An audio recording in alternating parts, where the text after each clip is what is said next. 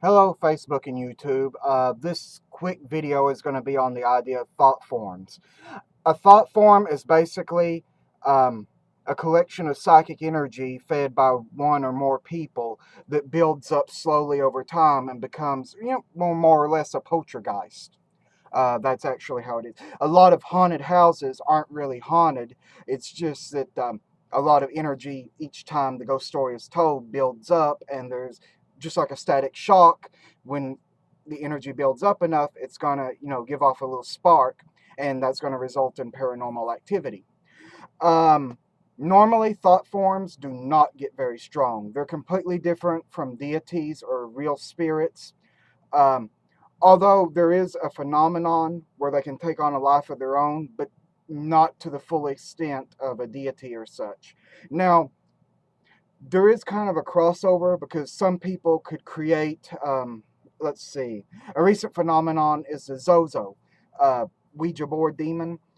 There is no, real line going back in history. It stops at one person started writing about his encounter with it, and it just kind of took off.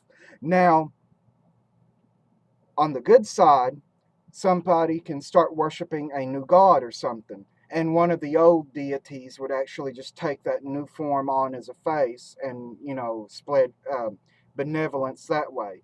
Now, the same is true for more sinister, darker, demonic forces. If somebody invents a demon thought form that runs around that don't have any history to it, surely sooner or later some spirit or demon, whatever you want to call it, that's hostile to humanity, will take on that form to terrorize humans and animals. So basically, thought forms can be used by both beneficent and malevolent forces. Um, I'm not going to get into the ceremonial magic details of it. I've already just said the quick rundown of it. But that's basically on thought forms. Another name for them is artificial elemental. Um, and sometimes you actually can create one for a goal. It can't get Modern Magic by Donald Craig if you want to get into that. He does tell you how to do it. It's the same thing. Chaos magicians do it with the making a servitor or a magic servitor, or even Lovecraft theory.